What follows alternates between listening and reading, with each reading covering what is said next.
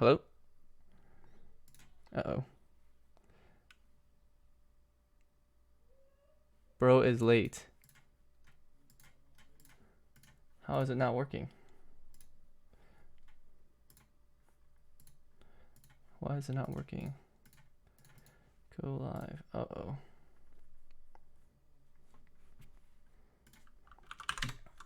Oh, Jesus. Hello? Uh-oh. Hello? Bro is late.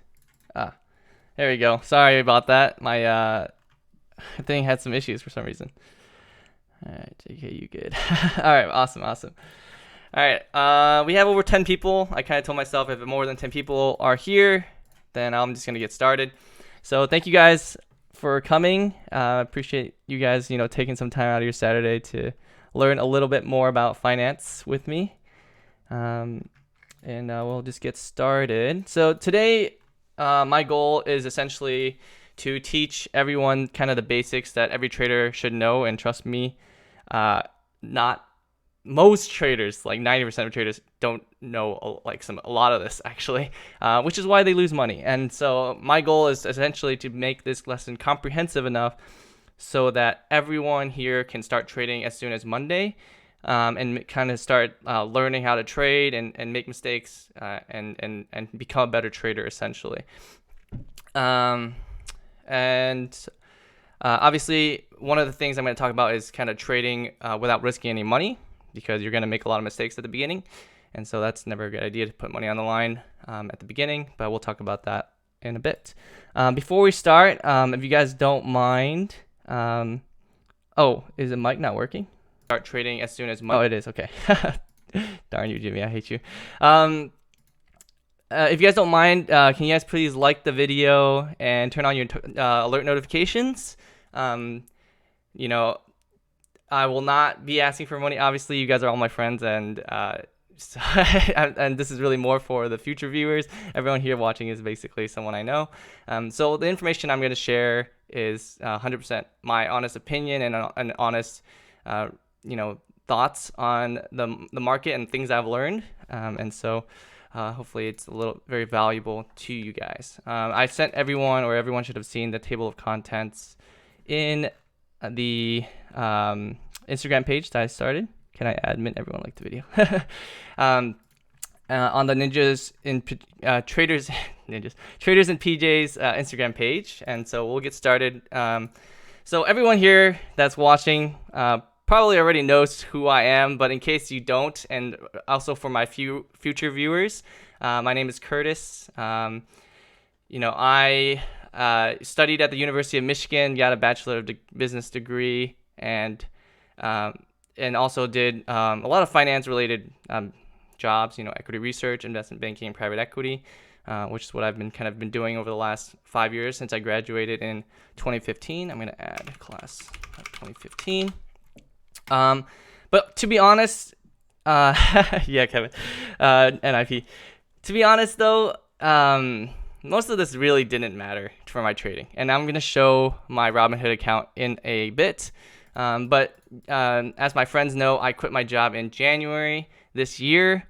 Honestly, did not have any idea what I wanted to do, but I basically decided that I wanted to kind of do my own thing. I was doing private equity. I was making really good money. I'm not shy about sharing my salary and bonus. My friends all know it. I was making about $150,000 a year based on salary and bonus. But I'm not someone that is motivated by money, right? For me, I'm much more motivated about living a fulfilling life and having really fun experiences and being able to do what I do whatever I want to do. And so working 80 hours a week just wasn't for me.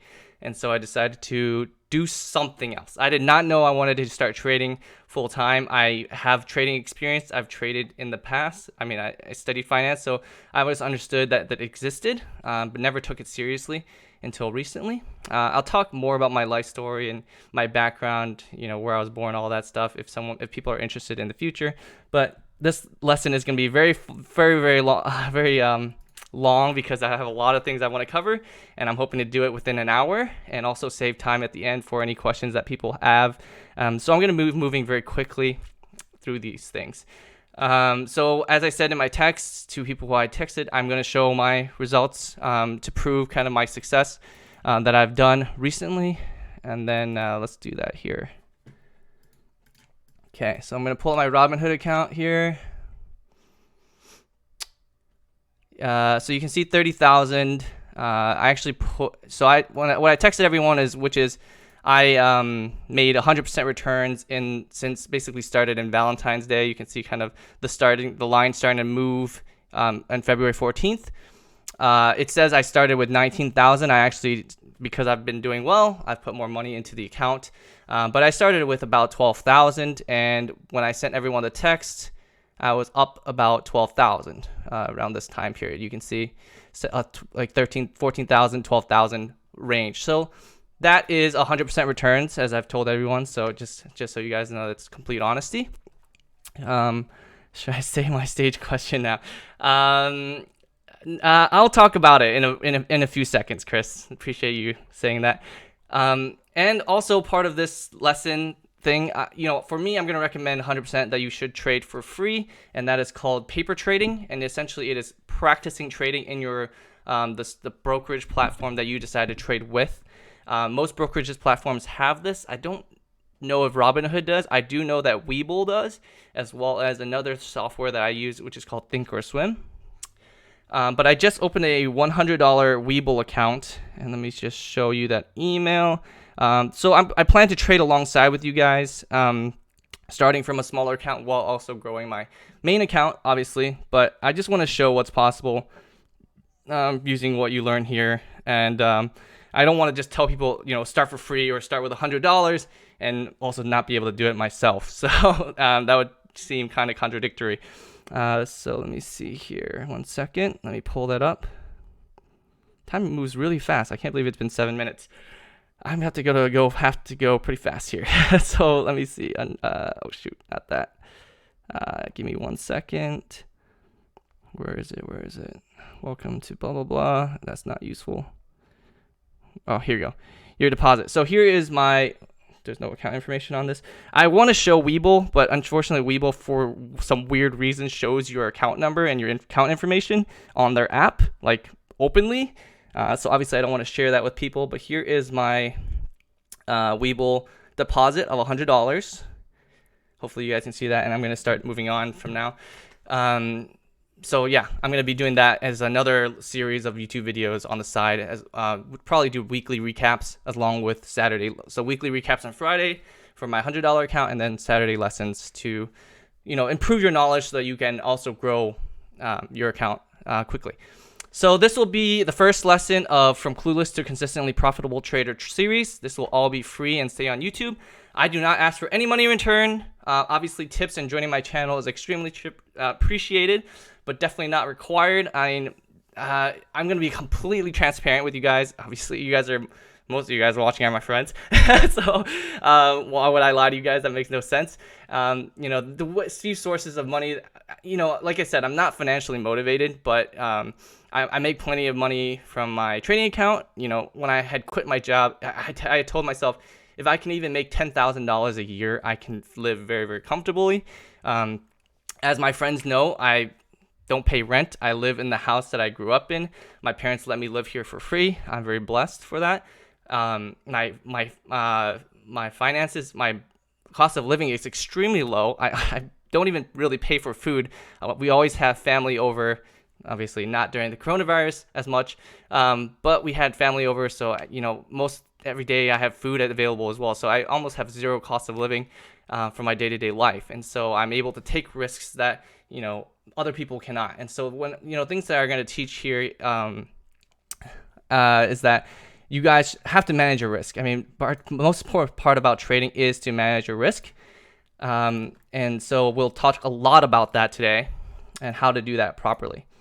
So as Chris mentioned, he had asked me a question yesterday, and I had mentioned maybe it's a good idea to address that question today. Oh wait, shoot, I forgot the second half of this bullet. So all I ask for in return for this knowledge is that if you get rich, if you invite me to your celebration party. You know, we're all gonna die one day, so money really doesn't mean anything to me.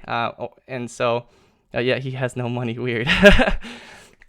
But so money is worthless when you're dead. So I really just value experiences way more than money. Remember that everything said in this video is just my opinion based on my experience trading, and it's for education purposes only. Trading is very risky. Nothing I say is advice or a recommendation. And we're going to read the description together and trade at your own risk.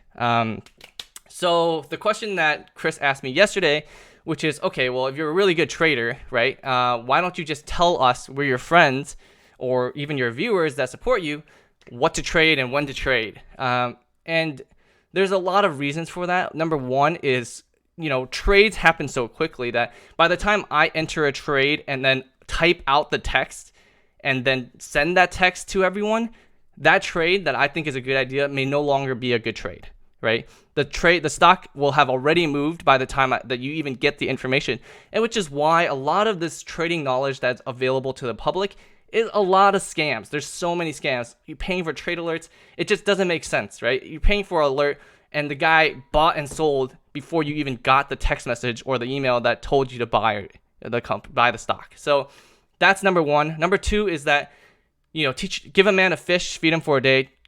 Teach a man to fish, feed him for a lifetime. And I truly believe in that quote. And so that's my goal. I want to teach you guys how to do this on your own. And honestly, it's just so much more fulfilling and it's more fun, honestly, when you're able to do it yourself. Making money is cool, but it's making money when your decisions led to it is way more satisfying. And I'm telling you that from experience. I had no idea I'd become this passionate about full-time trading. And so we'll talk about some crazy things that have happened just this week from me trading full-time that you honestly will shock you. All right, so number one, I want to go through the description. So I'm going to pull up this here. So let's go through the description and rules. Feel free, obviously I know a lot of you guys in person. Feel free to ask me any questions, DM me on my Instagram, email me on my email address here. So a few things to walk through. In order to trade, you need a brokerage account. Essentially, it's a middleman to the market. I use Webull and I use Robinhood. I just opened a Webull account. If you deposit $100 within the first 30 days that you open a Webull account, you can get 2 free stocks worth up to $1,400. You don't even have to use my affiliate link. Look, if I provide any value to you, I hope that you do. But if you sign up on your own, you get 2 free stocks. So just know that. I want to be completely transparent with you guys. I don't know if you get a free stock if you sign up without a referral link in Robinhood. You can Google it yourself and find out. So, what was I going to say? I want everyone to download the Traders and PJ's master file in the resources. We're going to go through one of the tabs on that Excel file later this lesson. So if everyone can go and do that right now, that would be great. So like I said, not financially motivated, but some ways I could potentially make money from my YouTube channel is obviously views and affiliate links. The only book I have ever read about trading, in my opinion, that has helped me immensely is The Technical Analysis of the Financial Markets by John J. Murphy. This book is $26 paperback or $9 on Kindle. Really, really small investment. Go buy it. You don't even have to use my affiliate link, but if you do, I would obviously appreciate it. It does not change the price that you pay. I just get a small cut because Amazon obviously wants people to refer their products and their website to people so that they use it more often. Another thing I want to say is everyone should go get a water, stay hydrated, especially in these times. But when I trade, the last thing I want to do is leave my desk. Not to say every trader stays at their desk every day. You can really trade really within 20 to 30 minutes a day, or at least an hour. Really, you want to trade at the first hour the market opens and the last hour before it closes. The middle is where there's a lot of noise, but also there can be fun things that happen during the day, and I'll talk about that later. I do have a donation link, probably not valid until probably like a year from now, but I just wanted to set it up so that it's there. Remember, this is all live. Feel free to ask any questions about trading. I'll get to your questions when I have the opportunity. Good luck trading. and understand the stream is for education purposes. Do not copy the trades. Open options trading is really risky, and you're more likely to lose all your money. Anyways, yeah, trade at your own risk, basically. And so now let's go through the rules. So number 1 is love others as you love yourself. Be positive and respectful. Number 2, if you get banned, you are forgiven for the offense, but you must create a new account. Everyone is always welcome to learn and contribute. Everyone will be treated the same. You often that I notice that I will ban behavior, and it's not about the person. Number 3, do not flex your gains. Look, if you take learn the knowledge from what I share and you make money, that is great. I would love to understand your investment thesis. But don't just show off your money. It's just pointless. If you want to share your gains with me personally and DM me, and then I will ask your permission if I find that it's a great thesis or a great trade, and I want to use it as an example to the viewers. I will ask you for permission and I'll share it on stream. Those that I think are worth talking about. But do not flex your gains. That goes with the same for losses. Do not show off losing money. There's a huge Reddit called Wall Street Bets, which is they almost, I don't even know what the word is, but they basically love showing, it's called, excuse my language, loss porn. Essentially people losing a lot of money and showing it off. I don't understand it, but people do it. So don't do that. No trades are a recommendation on here. Number 6, please like and subscribe. If you are really awesome, please turn off your ad block. And number 7, if you simply follow rule number 1, it encompasses every single rule and you'll not have to worry about anything. If something is wrong with the feed or you have suggestions or stuff that would be included or done differently, constructive criticism is always welcome, but complaining is not. Let's find a solution together instead of just talking about problems. People complain way too much without offering a solution, and it's just not constructive. Number 8, do not call people out. Like I said, continue to be positive and continue to be respectful of each other and myself. And if someone is breaking the rules or you disagree with what they're saying, if you call them out negatively, you will be banned as well. So just keep that in mind. All right. Now let's go back to the lesson. All right. Before we even start talking about trading, let's talk about things philosophically and psychologically that are really good to know and understand and keep in mind when you trade. Number 1 is you do not have to understand everything in detail to be a good trader. You just need a high level understanding at least. I do not know everything. I am learning as I trade as well. You will pick up more and more on the details the more you trade and use the GFAST mentality, which I'll talk about in the second bullet. That is why it's important to paper trade. Paper trading just means that you're trading with fake money or trade with very, very, very, very little money. $100 may seem like a lot to certain people, so I don't want to say it's a little money, but trade with a small amount of money, as small as you can to start.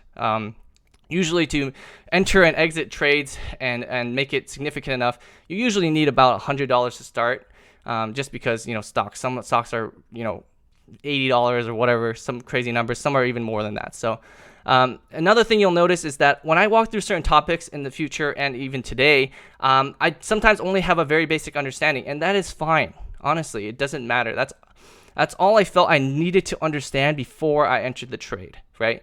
For example, quantitative easing, treasury bonds, interest rates.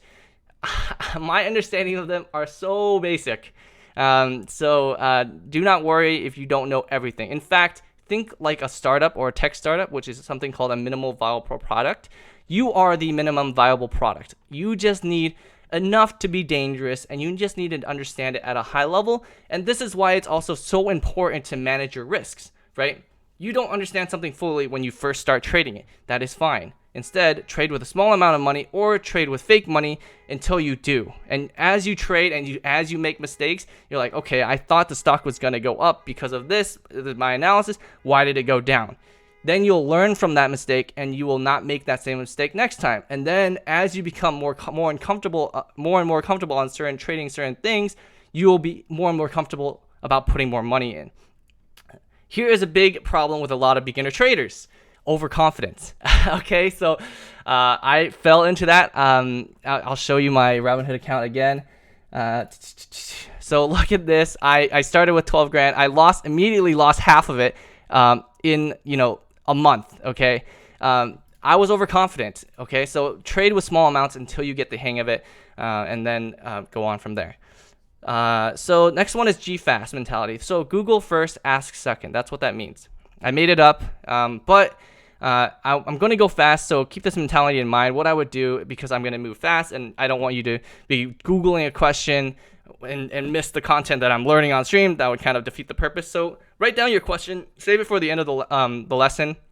Happy to answer it then, or try Googling it at the end, and we can go from there if you can't find an answer that satisfies your question.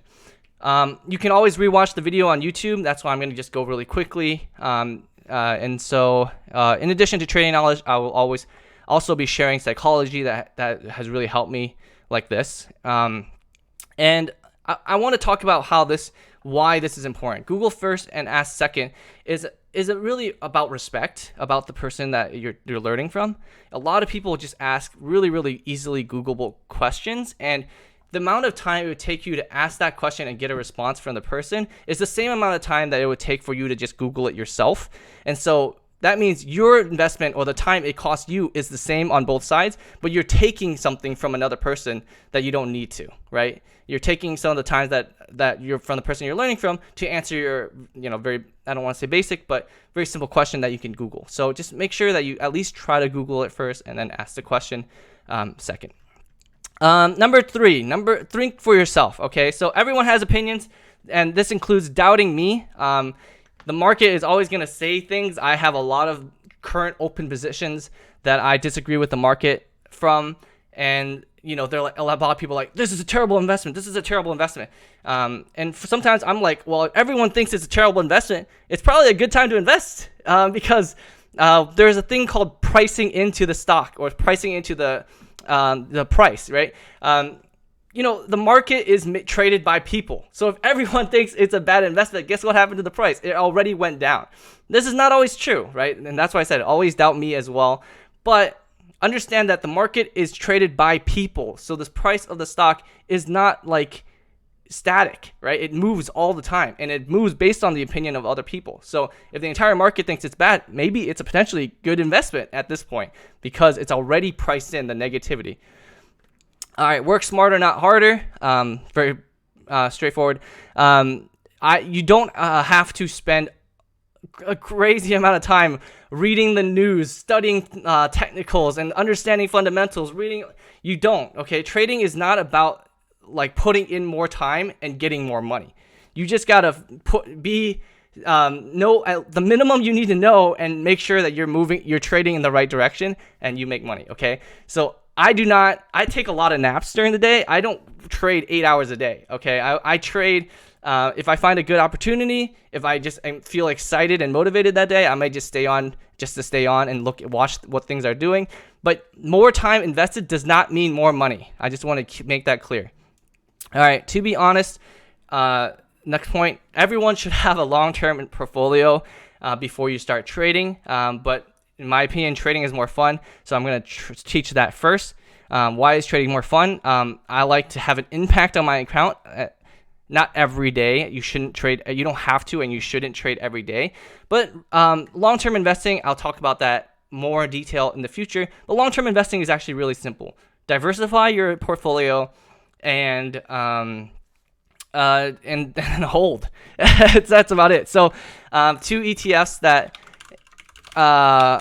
I invest in, and this is my entire long-term investment strategy. Whether it's right or not, up to you to decide. But I just invest in 2 ETFs called VOO and SPHD. One is a growth ETF, which means that it's primarily invested in stocks that are more likely to grow, and another one is dividend, which pays me pretty much every month. So I like to have both. I do 50-50, and that's it. That's my entire long-term investment strategy. Very simple. So that seems very boring, and that's probably, I just told you that in 30 seconds. So do that if you want to follow what I do. It's essentially, ETFs are, other people managing money and you investing in a piece of that fund. All right, behind you. Okay, thanks, Jimmy. All right, my goal is just that, like I said earlier, that my goal for this lesson is that after this, you'll be able to trade on your own and basically do everything to start trading Monday. Remember that you are a beginner. It is normal to not be good at trading or consistently profitable. But hopefully my lessons will help shorten your learning curve, and that is why it's important to manage your risk by trading with free money or fake money, not free money, fake money or a small amount of money to start. All right, number 3. Next slide. 3 steps to becoming a trader. Number 1, educate yourself. Should you pay for courses? No, do not pay for courses. We live in the world where Google exists. The amount of information that you can have access to for free is unbelievable. I know from experience, I've paid over $15,000 in courses. I regret every single dollar, essentially. Do not do it. Just take the money you plan on investing in a course and just invest in yourself and make mistakes with that amount of money, okay? You'll learn much more than following what other people do in a structured course. Number 2, have a trading account. So in order to have a trading account, like I said, you either have to, the 2 that I use are Robinhood and Webull, but you can Google. There's hundreds of different trading accounts that you can use or brokerages. Paper trading account means that paper trading is using fake money, as I mentioned before. Number 3, the most important, and a lot of traders do not have this. Have a trading plan, and I will talk through how to do that, but essentially is manage your risk, manage how much you're putting into each investment, understanding when you're going to buy, when you're going to sell, and how much are you willing to lose and how much are you trying to win, okay? This is the most important. We're going to spend probably like 20 minutes on this later. Like I said, download the Traders and PJ's master file, and this will have a risk management trading plan tab in there that we're going to go through. So go download that. Okay, next one. This is the vocab. I'm not going to go through it all. There's a lot of vocab in this world. It's not important, honestly. You just got to understand it at a high level. Google it. It's very simple. Most of this stuff is super simple. Bear market, or a bear, is someone that thinks the market's going to go down. A bull market is someone that thinks the market's going to go up. In order to make a bull trade or whatever, or you buy a stock and hope it goes up. That's longing it. If you're shorting it, you're buying a stock and hoping it goes down. So that's shorting, okay? You're not actually buying. You're actually selling first. Google it. It's very simple once you understand. One thing I do want to talk about is compound interest and the intense and immense power that it has. Okay, this is something that you probably understand, but I'm sure there are people that don't understand this. This is the power of compound interest. If you grew your account and by 1% a week, okay, you will grow your account by 67%. To put that into context, the average return of the stock market over the last 200 years has been 8%, okay? Just so you know. So that is insane, okay? So you don't need to grow your account by much every week to make crazy amounts of money. And so that is why it's more about protecting your risk than trying to make 100% this week on a trade. You don't have to. You can make 1% a week and make 60% in a year. Now let's just slowly move that up. 2%, 2.8 times your money. Okay, 3%, 4.6 times your money. That is crazy. Here's the magic number that I always just not really target, but I think it's really interesting. You only need to grow your account by 14.21% a week to grow from $1,000 into $1 million. That is 1,000 times return. 14.21%. I just want to put that into context. I'm not saying target that. I'm just saying how small that amount is really when you think about it. And that is the power of compound interest. Okay. Next. So let's move on. Common questions. How much do I need to start trading? None. You can trade with fake money. It's called paper trading. Next, is trading risky? First of all, no matter what you do, you can walk on the street and there's risk involved. So yes, there is risk involved in trading. What is the difference between trading and gambling then? The difference between trading and gambling is the probability of success. The probability of success in making money in gambling is 100% negative. That means you cannot make money gambling. But you can make money trading. And how do you do that? By increasing your probability of success in your trades, on average, if the stock is moving sideways, what is the chance of it going up or down? It's 50-50. That's better than any game in the casino, just so you know. And we're going to talk about how to manage your risk so that you can improve your odds of success. Next, when are you allowed to trade? It depends. It depends on what you're trading, but the stock market is open from Monday to Friday from 9 a.m. to 4 p.m. That is when I trade. And like I said, more time invested does not mean more money out. So There are things like futures and Forex that are open 24/5 that start open from 5 p.m. Sunday to 5 p.m. Friday. If you get bored and you want to invest a small amount of money or using fake money to invest in futures and Forex, go for it. But I just trade stocks and options, and it has worked out very well for me. Number 6, or no, slide 8. 6 common trading mistakes. Oh my God, I cannot believe it's been 30 minutes. I'm going to go even faster. Sorry about that. So let me move my YouTube here. Move that, close that. Is there any been starting Monday? Are these live streams recorded and posted after? Yes, they are. They are posted and they will be on my YouTube for into perpetuity. Just so you know. Yeah, he has no money. Yeah, behind you. I'm paying for the training for subscription. Should I share their plays with y'all? Do not do that. That is illegal. Hungbo. But Trading Fraternity is amazing and I love him. He trades live Monday through Friday. So if people are like, oh, why don't you trade live? I don't trade live because I just watch Trading Fraternity. I do not follow his trades. Just keep that in mind.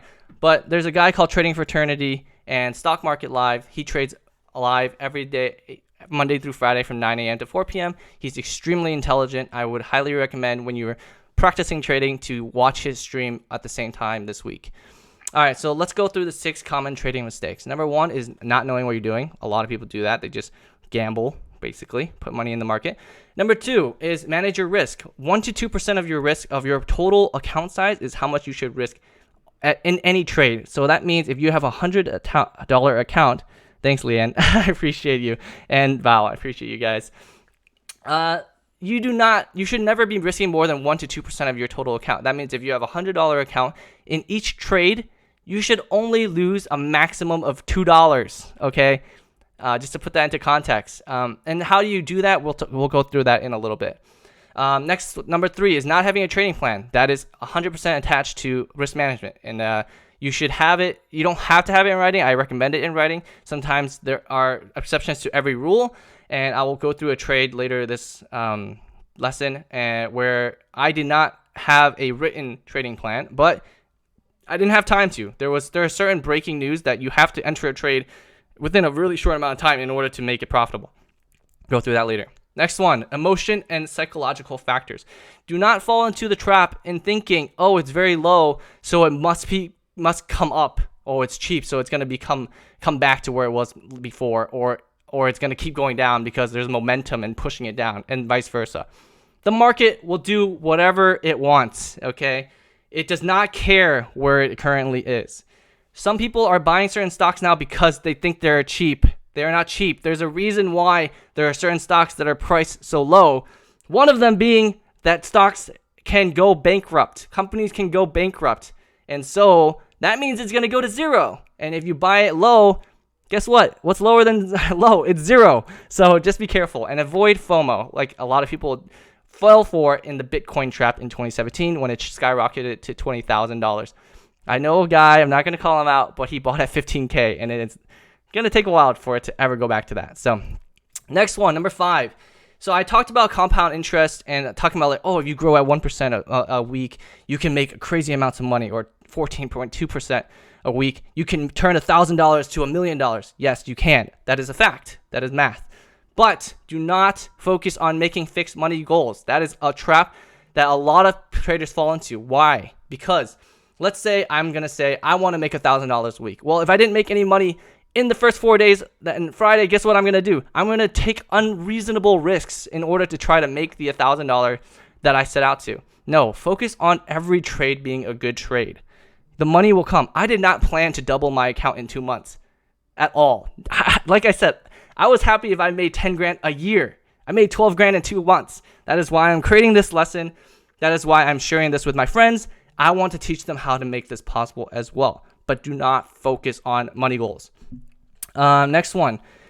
Number 6 is a huge one, which is wanting instant results due to lack of patience. I lost half my account in my first month of trading. Why? Because I was overconfident. I wasn't impatient, but I was overconfident, and that's somewhat related. So don't do that. Number 9. Next slide. Must knows. I've talked about this a million times. I hope this message has gone through very, very, very, very, very, very, very, very clearly. The most important thing for trading is not to make money. Okay, it is a great benefit, and it's not your main goal. The most important thing for trading is to not lose money. Live to fight the next day. And to put this into context, why? Because when you're learning something, if you make a mistake and it costs you your whole account, guess what? You can learn from it, but you can't benefit from it. So make mistakes, good, but make sure you're able to keep your account alive so that you can actually benefit from what you've learned. All right. Number 2, PDT rule, which I should probably put the freaking definition. Pattern day trading rule. What this means is that you are only allowed to trade 3-day trades every 5 business days rolling over the last 5 business days. Day trades. What is a day trade? Day trading is buying something and selling something, or selling something and buying something, the same stock in one day. Okay, that is why you have to have at least. I want more money. Only wants lots of money. Okay, yeah. The rule no longer applies if you have a $25,000 account. You can day trade as much as you want. But when you have under $25,000, you can only make 3 day trades every 5 business days. And this is cumulative. And so I want you to think about each day trade as a bullet. You have 3 life-saving bullets, okay? You shouldn't be buying something and hoping to make a little bit of money and then sell it the same day. What you should be doing is buying something at the right price and hoping that it goes up for the next few days and then selling it at a good price. It's hard not to think about money. I agree. But that is why you have a trading plan, and that will help you manage your risk. And also, once you have a trading plan set, you don't even have to think about the trade. The trade is pretty simple. It is, you're in the trade. You're going to sell if it touches this price. You're going to you're going to sell if it hits your stop loss, like make this much negative money from the trade, or you're going to sell if it makes this much profit from this trade. There's caveats to that, but that is the simple rules. And you can take about thinking and emotions and psychological factors completely out of the trade because you have a plan, okay? Anyways, like I said, I don't know why people don't talk about the PDT rule like this. I actually hated it when I first started, but now I actually really love it and support it.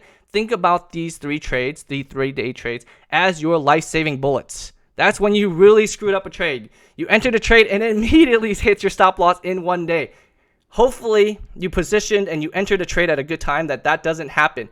But if it does, you have 3 bullets every 5 business days rolling to protect yourself and get the heck out of that bad trade. Okay? So think of them as life-saving bullets and be very, very, very precious about them. And it teaches you the right way to think about trading, which I used to not like this because obviously people like to day trade, but now it teaches you really good habits. And so that's why I like it. Next one, what do I need to start trading? Like I said, all you need is a brokerage account. You can use any one you want. I use Robinhood and Webull. Next one, order types. There are 2 main order types that you need to know of. There's a ton more, like stop losses, so that they'll exit the trade for you, so you don't have to think. But in my opinion, you should not have a stop loss. You should just watch your trade when you make it and exit when you hit that point. But there are automatic orders that exist in certain brokerages that will hit your stop loss and it'll immediately exit your trade for you. But the 2 are market and limit. A market order is you're telling the market maker, which is the middleman between buyers and sellers, hey, I want to buy or I want to sell this stock at whatever price. Never do this, okay? This is a terrible trade because you're telling the middleman, I will buy or sell at any price. Well, guess what they're going to do? They're going to take advantage of that because they can give you whatever price they want. And so what you should instead do is what I call a limit order, which is I will only buy at this price or I will only sell at this price. How to do that? Google it, figure it out. It's really simple. But do not make market order trades. Only limit order trades. Okay. 20 more minutes. All right. So how to read a candlestick chart. There are, before I go into that, there are 3 directions the stock can go: up, down, or sideways, or neutral. And there's 3 classifications of trends, which is the major trend, the secondary, and the minor. What does that mean? The classification of trends is based on the time of a trend. And let me pull up maybe I don't know if this is going to be too small, but I forgot to pull up my Thinkorswim platform. Thinkorswim is the platform that I use for charting. It is 100% free. like a lot of things that I will be talking about in this in all my lessons, you shouldn't be spending a lot of money. The only money you should be spending is putting money into your brokerage account, okay, and learning from the mistakes. But preferably trade with fake money anyways to start until you can make money profitably, consistently. Okay.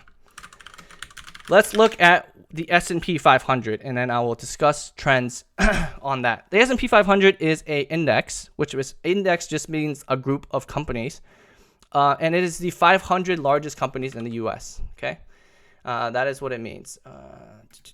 Okay, can you please move, sir? Are you joking? Okay, here we go. Struggle. Okay, sorry that this chart is so tiny. I'm gonna move this. Okay. So this is the S&P. Actually, this is not the S&P 500. This is an ETF of the S&P 500. So there's so many concepts. The S&P 500 is SPX, which is $22,800 per share. That is kind of expensive. So people made a fund that trades it. That trades at about 1/10 of the value, which is the SPY. But they track it together the same. So let's look at this. This is a daily chart. So each of these candles is 1 day. What is the major trend? What is the secondary trend? And what is the minor trend? So the major trend is the longest period of trend. I don't go below over a day, and I don't go below a minute. Those are kind of the different. 1 day to 1 minute is each candle is plenty for you to analyze trends. So the major trend is the largest trend that you see. So here is a trend. It is called a downtrend. This is the downtrend because it is the longest trend. Now, what is the secondary trend? The secondary trend is a trend within the trend. Just because it's going down doesn't mean it just goes straight down. It will go up and down, up and down, up and down, up and down, up and down, up and down, up and down. Like that is the secondary trend. So as you can see, red, down. But when it goes up here, it comes down again, and then green. Oh, I should probably talk about red and green. I'm kind of dumb. Red means, let me walk through. I can't really walk through trends before teaching how to read a candlestick. A candlestick is very simple. Okay, there's only 4 things that a candlestick tells you. Did the price go up or down during that time period in that 1 minute or 1 day? And what is the highest price it hit, and what is the lowest price it hit? So this is a green candle, so that means it opened here. Draw your trend lines. No, later. Here's where it opened, and here's where it closed. Because it closed at the end of the day higher than it opened, it is a green candle. If it's red, that means it went the opposite way. The lowest point that the whole day went is right here. The highest point that the whole day went is right here. If it went straight up like this, then you can see there's not very much room for the wicks, which means that the opening is very close to the low point of the day, and the close is very close to the high point of the day, or vice versa for this red candle. Okay, so this is a major downtrend, right? And then in the secondary trend here, you can see that it was going up, and it came down, and then it went up. This is a secondary trend within the major trend. And then what is the minor trend? The minor trend is the trend within this candle.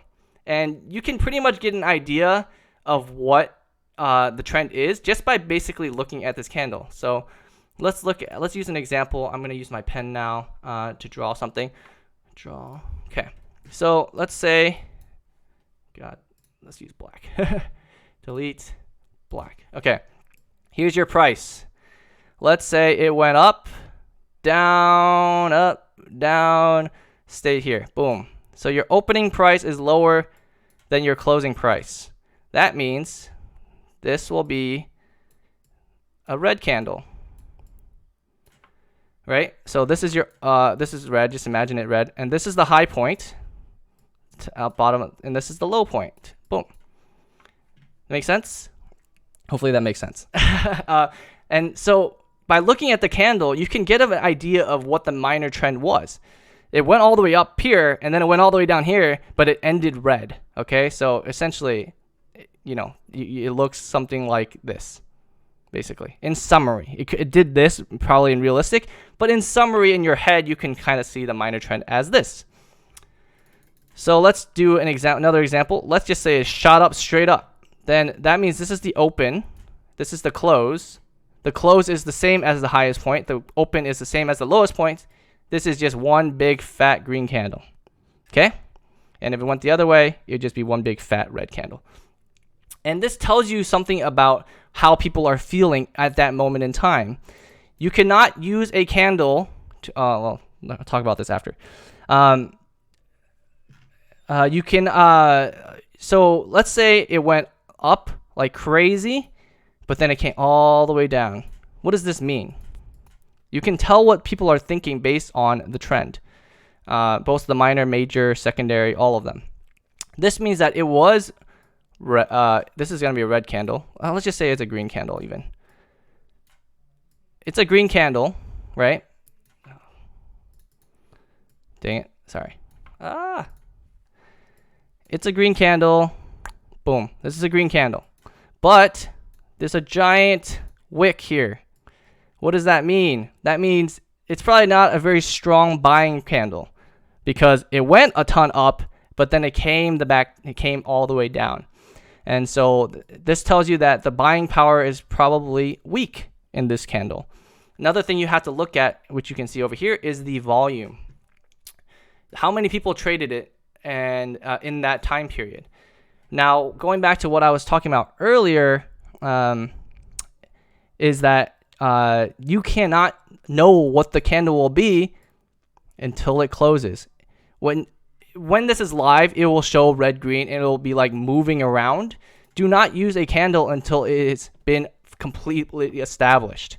So what does that mean? Which means that, okay, well, if I'm trading in the day, I'm looking at the day candle, it's kind of helpful, but not really, right? Because I don't know where it's going to open. I don't know where it's going to close. So instead, I can do this. Go down into the time period. This is 1 day. Now, each of these candles are 1 minute, right? And so I can look at the minor trend, essentially. This is the minor trend of that day. You can see that. This is where it opened. This is where it closed. This is a green candle. This is the high point. This is the low point. There are wicks on this candle. Okay? You cannot use a candle for trend analysis until it has been established and completely established. And okay, so three sources of information. Price, which is what you see. The candles, but that's just price. Volume, which is down here. If you see the crosshair on over here, right here, you'll see volume. The stronger the volume, the more a candle means and more significant it means. So if we go back to the day, you can almost predict the direction of a trend based on the volume. So this is a bad example, but let's use, what was I looking at? Oh, let's use Zoom. So I was looking at a Zoom candle 5 minutes yesterday. Yeah, we'll talk about this. I was planning on talking about this later, but let's just talk about it now. I was looking at a Zoom candle yesterday, and I sort of knew that at this point, it was just going to go sideways. Why? What happened yesterday? Yesterday, Facebook's CEO, crazy enough, announced that he will be competing with Zoom. They're going to make a competitor to Zoom. It's called message rooms or something. The market did not move for a solid 5 minutes. Okay, that is huge news. So if you watch Trading Fraternity, he talked about it on his stream live. You can check it out. I'm not lying. And so I heard him talk about it. And so I'm like, oh, perfect. I will enter the trade to sell. And so did he. It shot down. Look at the volume at this candle. It is 2.25 million. What about this one? 1.9 million. And then continue. This continues to go down. But when this green candle came up, it was much lower volume, which means that the upward motion is weaker than the downward motion. So I still didn't know which direction it was going to go. I thought it would probably continue to go down. But look what happened to the next candle. The volume dropped to 600,000. Okay, from this point onward, don't tell me what. From this point onward, you're gonna guess it's gonna go sideways, which it did. I did not think it would continue to go down like it did here, right here, starting at the 315 mark. But from here to here, looking at the volumes, I kind of knew it was gonna go sideways. But I held this investment. I still hold this investment. Where is it? I closed Robinhood, didn't I? Dang it. I'm still holding this investment right here. Zoom 170 put. This is an option. Don't worry about it. I'll talk about options in the future. But I didn't exit that trade, right? It wasn't a day trade. I have made a lot of money on that trade. Where is it? Let's go to the Zoom. I've made 60% returns on this trade. I invested $1,000. I'm up $600. I'm still holding this trade. Why? Because one thing you should always be is patient with your winners. Because look, you already have money. You're already winning. Just wait. But if you're losing, get the heck out. Okay. The most important thing about trading is what? Someone type it in the chat. One person. Okay, never mind. I will just it's not to lose money. I think there's some latency issues, which is why it's not immediate. Good explanation on candlesticks and trends. So there's a thing called momentum in trading. Okay, and like I said, when I pulled up this, what is the where the heck did that go? Okay, the momentum here, is down, right? Don't lose money. Thank you, Cyrus. I appreciate that. So this is the downward momentum, right? So the momentum is really strong because you can see as it goes down, there's still a ton more volume. It was trading at, what is this, $200,000 or 200,000 volumes per minute until this, 5 minutes. It says 5 minutes, 5 day, 5 minutes, 5-minute candlestick. Okay, so that means that there's a lot of momentum. But guess what happened here? It lost momentum. And how do I know that? Volume, okay? Now, you'll see a lot of other traders talk about RSI, MACD. I do not use those, okay? There are a lot of technical indicators that you can use. In my opinion, I've tried using them. It's not like I just don't think they're good.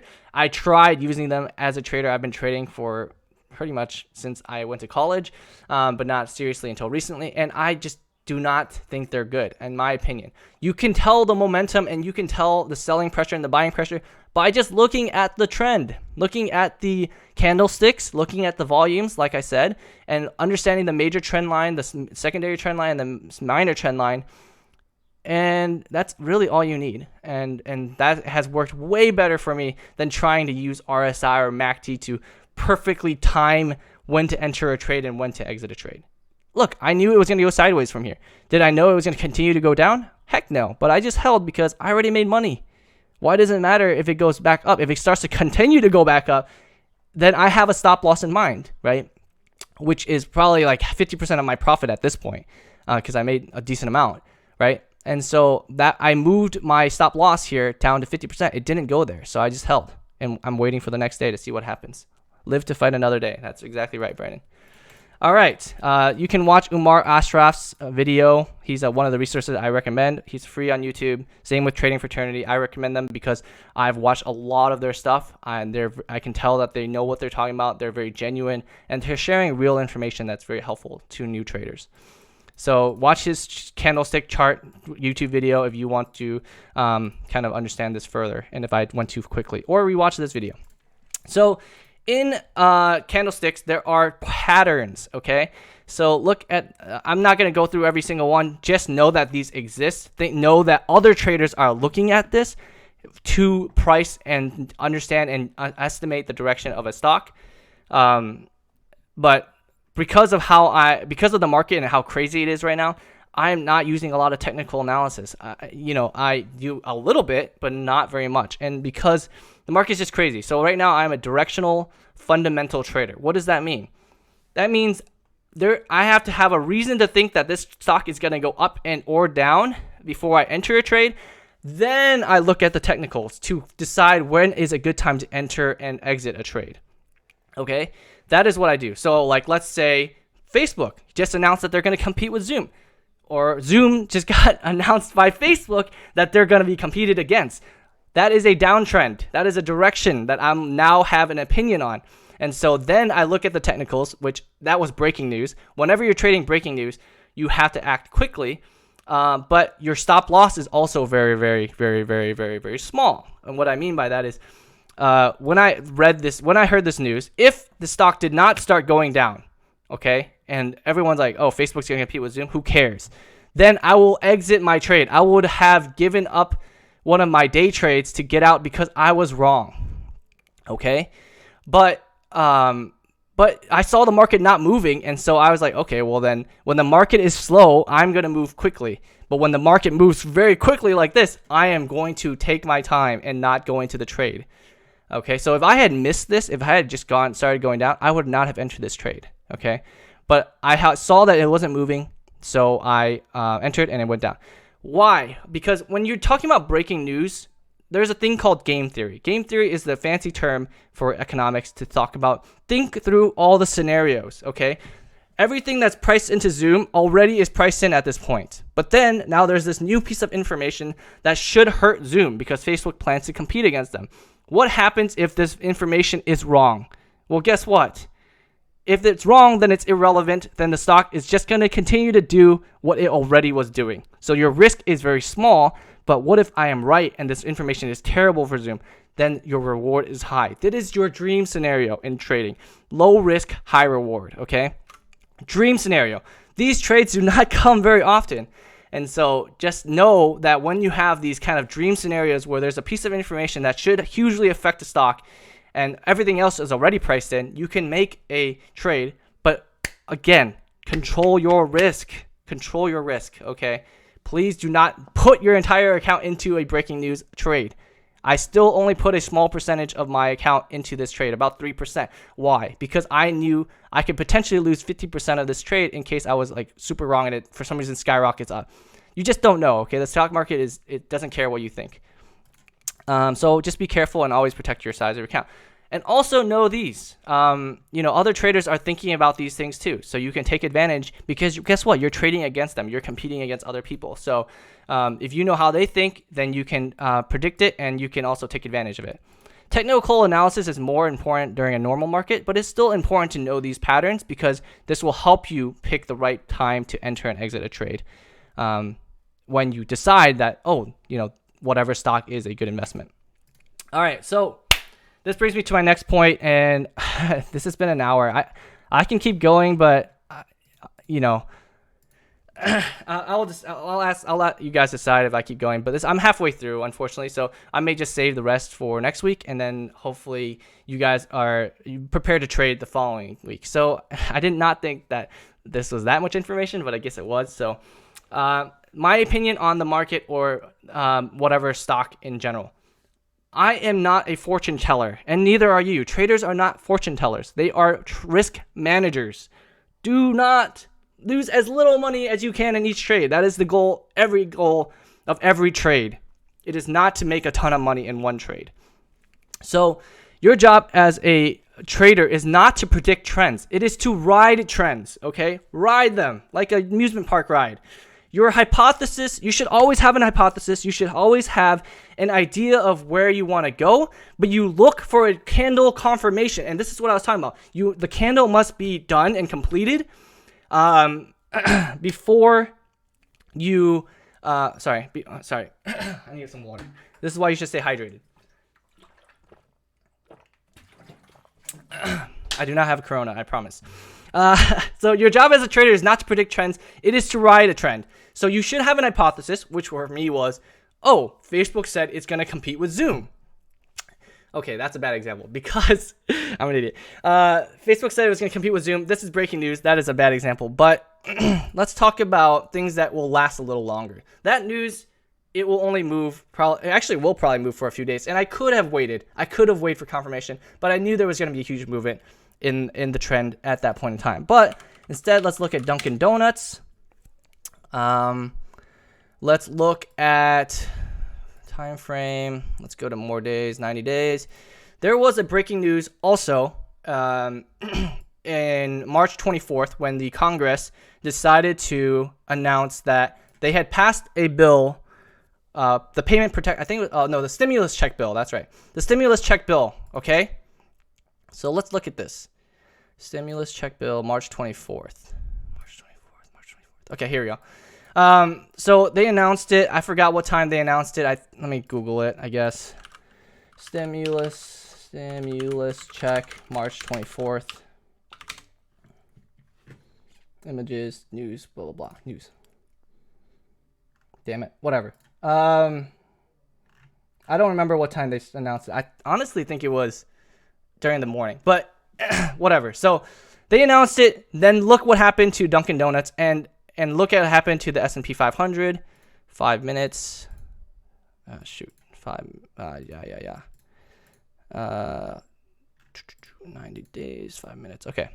So all the stocks basically thought this was positive news, right? Because this affects pretty much everyone. So this is another topic I'm going to jump into. I was thinking about talking this in the plays review, but I'm just going to jump this up so that people see this and understand this. Because this is something that you should understand if you plan on trading Monday, right? So wait for a confirmation candle. If you're super impatient, you can go down to the 1 minute and look for a 1 minute confirmation. I do not like 1 minute because the same thing with the higher the volume, the better the confirmation and the stronger the pattern. Also, the longer the time period, the stronger the confirmation for the pattern, okay? So the minimum I go down to is 5 minutes to look for a confirmation, in my opinion. Now, that may mean you lose out on a lot of the movement. That's too bad. But sometimes you think of a good trade, the price moves or something changes or the moves too much already, move on. Find another trade. But so looking at the S&P 500 during this day, it kind of tells me that, look, the news for the stimulus check must have come out. Oh, it came out the next day. I'm an idiot. It must have come out on March 25th at 12:15. Yep, that's right. That's what I remember. It was 12:15 p.m. on March 25th. Okay, what happened here? It jumped up. This is great news.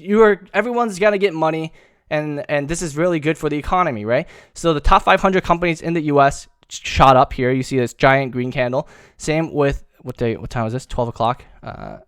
Tiny green candle. Look, now you see a lag. Do you see a lag? The market is not perfectly efficient. There are sometimes lags in information.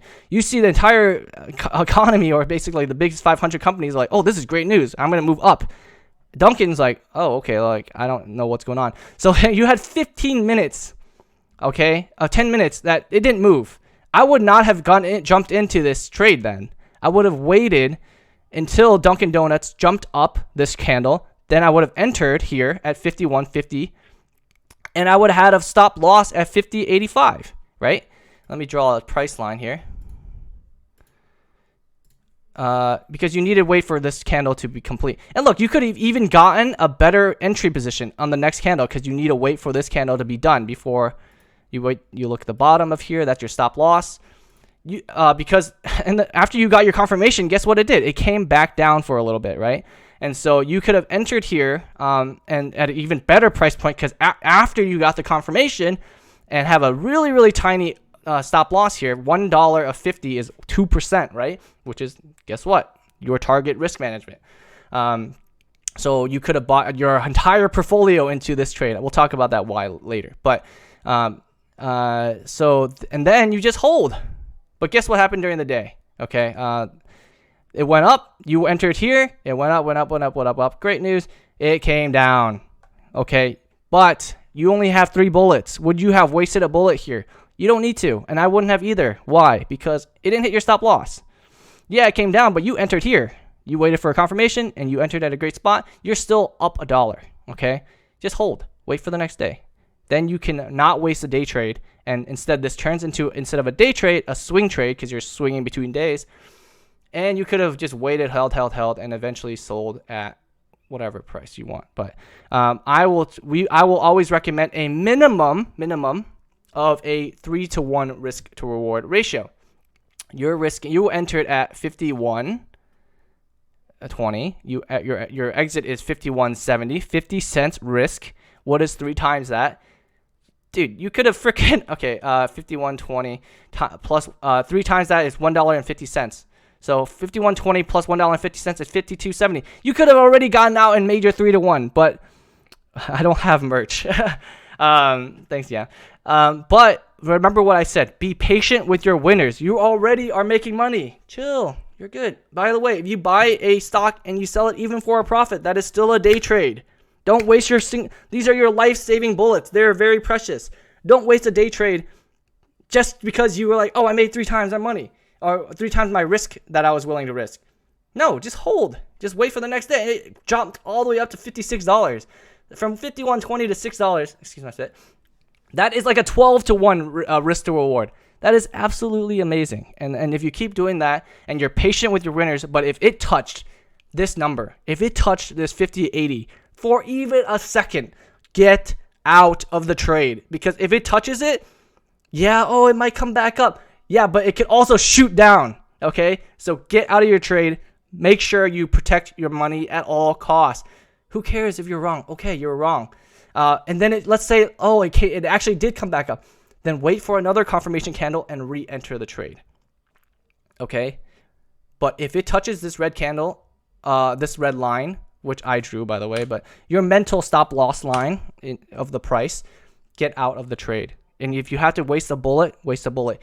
But then you're like, then what? What if you're a bad trader, and you will be because you guys just started. There's nothing wrong with that. That means you're setting your stop loss terribly, because you need to readjust how you're setting your stop loss. Because that means you're not giving maybe yourself enough room, or there's a lot of reasons. But if you're always finding yourself hitting your stop loss way too quickly, and then it actually jumps back up, then rethink your investment thesis. And that is what I'm talking about, learning. I can try to teach you as much as I can, but usually you want to set your stop loss at the bottom, and then give yourself like within a day, if you're day trading, like a 0.5% cushion or 1% cushion. 1% is pretty large. I would do like 0.5% from the price that is here. So 50.5, whatever, 0.5% of that, I'll set it below there. Then you can enter the trade, and that gives you a little cushion so that it may come back down, but it comes back up after that. Then you're good. But if it touches your stop loss even for a second, get out of the trade. Okay. Like I said, you should have a hypothesis, but always look for confirmation. I usually look for it on the 5-minute mark, and then trade in that direction after that. Your job is not to predict the future. Do not try to predict a bottom. Do not try to predict a top. Wait for confirmation that it's going in the right direction before you enter. Unless, like I said, there is a scenario in your head, for example, the Zoom scenario, where there was breaking news, the market just, I don't know, it was drinking a beer or something, wasn't paying attention. And what is the risk? You have very little risk if you are wrong, because if you're wrong and the news isn't really important, then the stock probably won't move much. But if you're right, it will move a lot. And so in those instances, you can make a quick trade without writing down your exact stop loss and exact target profit and going through that risk management. But for the most part, 99.99% of your trades, you should have a trading plan always. Breaking news rarely happens that greatly. And we're just in a crazy market right now, so things are moving very quickly. How do I find what to trade? This is my favorite part about trading. And I'm seeing a lot of people telling me to keep going, so I'm going to keep going. Just means that this is going to be a long first video, but hopefully you guys tell your friends to watch it and you guys find a lot of value from it, because not a lot of people click on 2-hour videos on YouTube. And this is mostly for my friends anyway, so as much as I care about viewership, I care more about my friends' education and getting them ready for next Monday and this coming Monday. So how do you find what to trade? This is my favorite part about trading. It is up to you to decide what you want to trade. There is almost nothing you can't trade, okay? Although when you're trading things like oil or gold, you can even trade countries. You can trade a group of countries like the developing market, or group of stocks like the S&P 500. How do you invest in these things? You're not going to just go buy a part of Brazil, right? That doesn't happen. What you do is you go through things called exchange traded funds, ETFs. What is an exchange traded fund? An ETF is essentially some guys putting together some money, investing in certain things that tie to what you want to invest in. Like I said, I invested recently into GLD. That is a gold ETF. Do I really understand how it's invested in gold? No. If I wanted to, I can go figure it out. I just didn't feel the need to know that information. I just knew it was strongly tied to gold, and so I invested in it. Now that's one player review I'll save till later, but so that is why I invested in gold. And I did that through an ETF. You can invest in oil in the same way. You can invest in China the same way, Brazil, developing markets, whatever, S&P 500. All of those are traded through ETFs for the most part. The S&P 500 is an index, which is a group of companies. you can look up the difference, but they're pretty similar. Traders are the police of the financial market. You're looking for things that seem to be priced wrong, and you're helping to fix it in a way. Like the Zoom trade. I saw that it was incorrectly priced because of the new news, or I saw that Dunkin' should be going up because that there was great news that the stimulus check had just passed and all Americans are going to have more money to eat pizza or drink coffee or whatever. And so, guess what? I sold Zoom and I bought Dunkin' Donuts. And what does that do? By buying something that is priced low, you're pushing the price higher and you're fixing it in a way, right? So that's how we are the police of the financial market, but always look for confirmation first.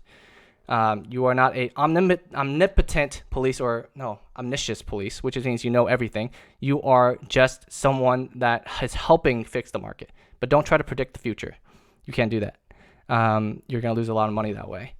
Next one, suggestions for how to find what to trade. My favorite way to think of great ideas is just think of the world from a high level perspective. When I thought about coronavirus, actually, I give my credit. I'm taking credit where it's not due. My brother invested in a online education company when the coronavirus broke out. I mean, it seems pretty obvious. If everyone is going to be forced to stay at home, then they have to continue to learn somehow. And so there is online education, and that is a great idea. People are probably going to eat less at restaurants, so you can sell some restaurant stocks or whatever, so on and so forth. As a beginner, you are not going to be able to sell companies or short companies. You can only play long side of the business, play the long side of the investment, which means you can only buy low, sell high. You can't sell high and buy low, which is long versus short. Okay, so that is unfortunate, but that is the way it is. I will teach you how to trade options in the near future where you can work around that issue. But usually when you're starting out, you can only long companies. You cannot short companies. Another way, which I also do, is you can create watch lists from scans. You can be like, okay, well, what companies made new highs or what companies made new lows, or what's really high volume, in what companies have really high volume, etc., etc. There's infinite ways to scan companies. I personally don't do this, but you can do that, and you can create watch lists from that. The Thinkorswim platform is what I use for my charting. It's not what I use to trade. It is not my brokerage. In the future, I will probably invest with them. Why do I not invest with them right now? Because they have commissions. I am still a small trader at heart, and in fact, not just heart. $30,000 is not a lot of money for trading. $100 is not a lot of money, right? There are people with millions and 100,000 accounts that trade. They charge a commission. So as a beginner trader, I recommend commission-free trade brokerages like Webull and Robinhood to start. Are their platforms a little shittier and slower? Yes, but that's also because they're free, so it makes sense. But what I do is I keep track of a lot of companies that I like, and there are a lot of big name companies. Here's my watch list here, the master watch list. These are futures because they trade 24 hours, right? This is the S&P 500 future. Whoa, chill, bro. Okay. Yeah. So I invested a few long-term plays about a week ago. Should I back out now? Where can I buy merch? Depends. What was your investment thesis, right? If your investment thesis has changed, then get out, even if it's a winner or a loser, okay? But if it hasn't, then just wait. If there's a reason that you think it's still going to go up, then wait until something changes.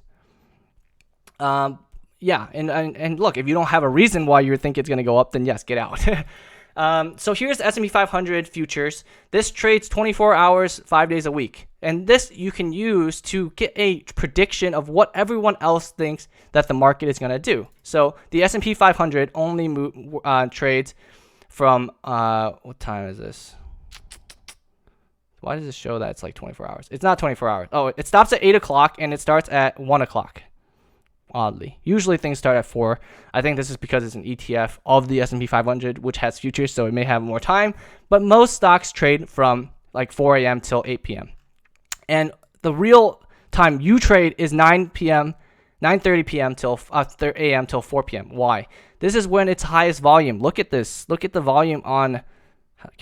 Oh, yeah, here we go. Look at the volume in the what's called the pre-market and the after hours.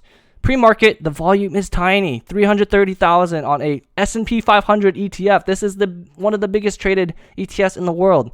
Well, during the day, it has up to millions. So you only trade during the high volume periods because, like I said, volume means stronger confirmation. If you have weak confirmation, you should not be going into a trade. So these are the times and these are the things you trade. But look, let's go to today and 5 minutes. Let's put it in the same period as, if I can do that, let me see. Okay. Let's just do last Friday. So this is Friday, right? So look, this is predicting the future. It said it's going to continue to go down and then it's going to come up. Once the market opens, that doesn't matter anymore, but the market didn't open until 1 a.m. right here, right here. So it came down right here and then it came down to here because of the futures. Anyways, this is these are a bunch of futures. These slash whatever is the futures. I look at them to get an idea of what everyone else is thinking. Does that mean that I just follow what everyone else is doing? No, I come up with my own ideas to trade the market and what I think the market's going to do. All right, and then I have an hypothesis. I look for a catalyst, which I cannot believe I haven't gotten to that page yet. That is the next slide. And before I enter a trade, and then we'll talk about a trading plan soon. But look, I just follow companies that I think are interesting, right? Like the big companies that everyone knows about. Okay, Alcoa, probably not. Apple, American Airlines, Adobe, Alibaba, whatever. I just create this list and it has, I don't even know how many names on it. And why? Because I just find those companies interesting. So that's why I follow them.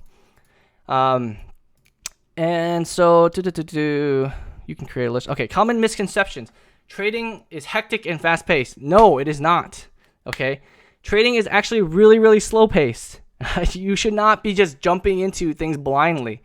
You should create a written trading plan, decide when your stop loss is going to be so that you can get the heck out, okay? If it ever even touches that trading. Think of it as like, anyways, okay, that's a terrible example. I'm not going to use that. It's inappropriate. But essentially, if you get touched, that's not a good thing. Get the heck out, okay? If they touch your stop loss, okay? So trade intentionally and trade with a trading plan and based on confirmation that the trend that you think up, down, or sideways, you're not going to trade sideways, up or down, is the right direction that the market agrees with you. Everyone else also thinks that. You can be right and still lose money. Why? Because you're trading against other people. Other people are not always rational, or the other people are not always, they may not know what you know. You may know that Apple has a virus inside, but Apple has not told anyone yet. Okay? Yeah, you can be like, okay, well, I better start selling Apple, right? It's going to go down. But everyone else doesn't know that, and the stock continues to go up. You're going to lose a lot of money. All right, y'all. Have a good one. I got to go. All right. Thanks, Hung. Appreciate you tuning in. Hope to see you again next week and also for my other videos that I will be having and creating this week. So trading is hectic. This is actually pretty slow paced. When traders feel and guess what? If the Apple fixes a problem, you are just in the wrong side of the trade. So remember, you're trading against other people. You can be right and still lose money. So be sure that you trade very intentionally and protect your money at all times. When traders feel FOMO, that is, and try to act quickly, that is when a lot of mistakes are made. When the stock is moving very quickly, take your time because you're going to make a lot of mistakes. And always have a trading plan when you enter. And once you do that, you just follow your trading plan. It's pretty straightforward. All right, 4 steps to making a perfect trade. Number 1 is having a catalyst. A catalyst is anything that will make a stock move. Things like an economic calendar. An economic calendar is just like news events. Like every week they talk about unemployment numbers. I think it's every Tuesday. Every week they release how much oil inventory we have in the U.S. That's every Wednesday at 10:30 a.m. Those things move the market. Well, how do I know what's going to move the market? There's a thing called investing.com. I hope I put... Oh, this is probably pretty near the end, actually, so that's pretty cool. Did I put investing.com? No, I did not. Put this down. Investing.com. Economic calendar. Also free to use. Calendar, free to use. Sorry. Excuse me, guys. Okay, investing.com. Okay. So that is the economic calendar. There are certain things that are more a better catalyst than others, right? Like Some things that just don't matter. You can look at the economic calendar. They actually suggest like how volatile or how much it moves the market. It tells you based on investing.com's opinion. So there's that. There's earnings. Public companies. I'll talk about the difference between public companies and private companies in the future. But public companies have earnings every quarter, and that talks about how they did over the last 3 months. That always moves the company, right? Because obviously that makes a big impact because people don't know really how well the company is doing until they report earnings every quarter. Actual news like the stimulus check or Facebook telling everyone that they're going to compete with Zoom. Those things are big catalysts. Breaking news is impossible to predict. You should always use a catalyst that you can see coming. Now, if a catalyst is presented to you like breaking news, it's still something you can use. But when you're planning a perfect trade, you cannot tell the future, and so you can't use it. Price action. Price action is called technical analysis. So news and reports are fundamental. Google is your friend, and price action is a technical analysis. So like I said, going back to the chart pattern, traders trade this. Some people don't do any fundamental analysis. They don't care how the company is doing. They just see what do other traders think and try to take advantage of that. That is called technical trading. You can do it. It works to an extent. I always like to do fundamental and technical analysis put together. You just have a higher success rate. So that's price action, right? Every candle is the movement of the price. So that can be a catalyst too. Let's say like, oh, it looks like this. And it comes to this point. I get a confirmation candle. I can trade that, but I do not recommend doing that unless you have an actual fundamental catalyst, not just technical catalyst. Technical, fundamental. All right. So next one is idea. So you have a catalyst, earnings.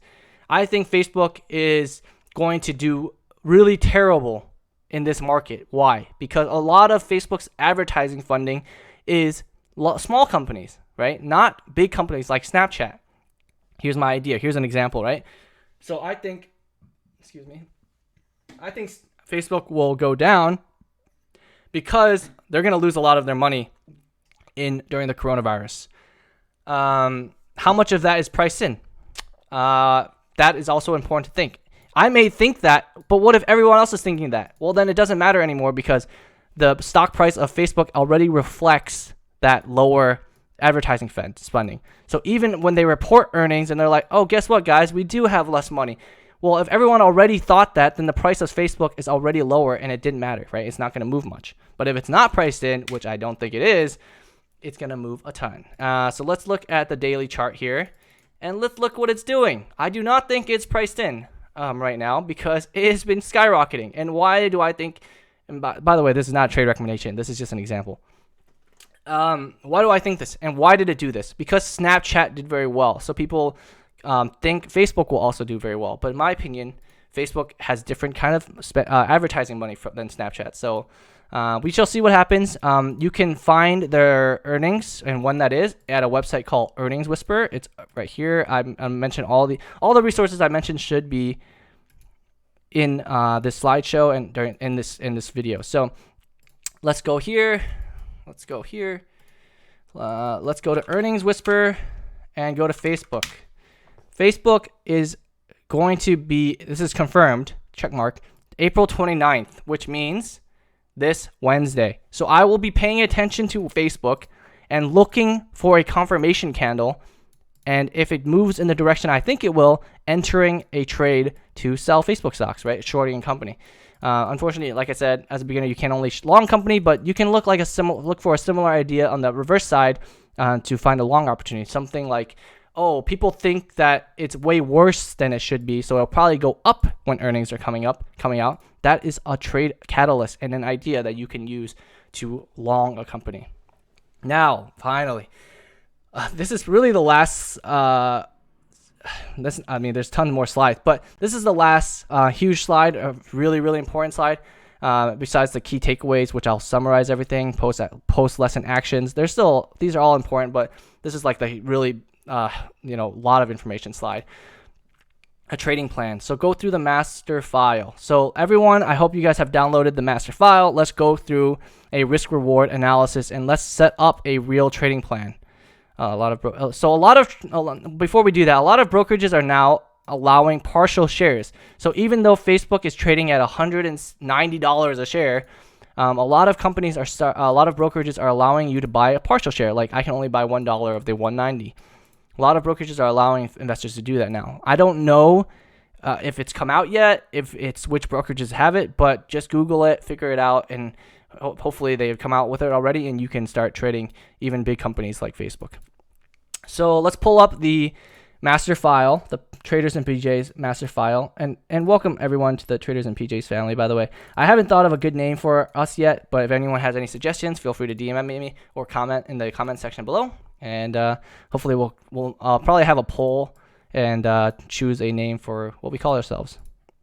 So this is, let's go to the risk management tab. After you've downloaded it, let's use $100 account, 2% risk. What was that company that we're looking for? Dunkin' Donuts, right? Let's just do that again. Dunkin' Donuts. So, so we are, whatever, dude. I remember all the numbers. So it was at 51.2 is when you entered. This is after you got confirmation. Make sure that this is long, by the way. Whoops. This is not the right name. Shoot. Can you guys all fix this? I'll fix this myself on the link later, but if you guys already downloaded it, just do long or short here. So the stop loss was 50.7, and then what is 3 times the difference, which is stop loss per share? You can do this times 3, so equals this plus this, right? So your target profit is 52.7. What are these percentages on the side here? Whoops, let me just move this over here. So these percentages are the percentage of movement from the entry price that the stop loss and the take profit is. So you always want this number to be greater than 3. Greater than 3. Oh, geez. Okay. Want this number to be greater than 3, which means you have a 3 risk to reward, really return to risk ratio. Why do you want this? Because if you have a 3 or higher risk to return ratio, how many trades do you need out of 10? Let's say you make 10 trades to be right, and how many trades can be wrong to break even? Okay. So let's say 3 to 1, you make 10 trades, 7 of them you're wrong. So 7 times 1 is, trades loss. All right, so you make 10, and then gain. 7 trades are all wrong, you have $7 loss, minus 7. 3 trades are profitable, and you make 3 times your money on that. That means you made a $9 gain. That means you made $2, even though you made 7 wrong trades and only 3 winning trades, right? 7 losing trades and 3 winning trades. I shouldn't say wrong, because you can make a losing trade even if you technically are right. That is the power of controlling your risk. This is what the essence of being a trader is, and it is so powerful. These are percentage of your account, right? Remember, I said you're controlling your risk to be 2% of your account. So let's say your max loss is considered 2% per trade that you exited at, and this is considered 6% of your trade account. That means you grew 2% from 10 trades. 1 times 1.02, which is 2%. You make 2% a week. You just tripled your account in a year. Okay, 2.8, whatever, round it up. 3 times your account in a year. You made 7 wrong trades every week, and you made 3 correct trades every week. You still tripled your account. That is why it is so important to manage your risk. Okay. All right. So this is the analysis. You can lose 50 cents a share. You are going to win $1.50 a share in this trade. How many shares can you buy of Dunkin' Donuts? Well, here is the answer. 4. And how do I get to that number? You take the account size multiply by your risk amount, which is 2%, and divide it by your stop loss per share. Well, you can't even buy 4 shares, okay? Your account is not that big. So what does that mean? That means you're allowed to invest in 100% of your account. A 2% max risk amount does not mean that you can only risk 2% of your portfolio in each trade. No, you can trade with 100% of your portfolio in a trade as long as your max loss from that trade that you plan is only 2% of your account. Hopefully that sentence made sense. Okay, so you have a trading plan, right? We just went through when you want to enter, when you want to exit, the stop loss, and take profit. But guess what? Like, for example, that Dunkin' trade, it hit your target profit, but you're already a winning trade. So unless you start to see 5 minutes, 90 days. Unless you start to see the momentum losing, which remember I said you can tell by the volume of the trade of the candlesticks. Where is that? Which you did lose volume. You can see it here.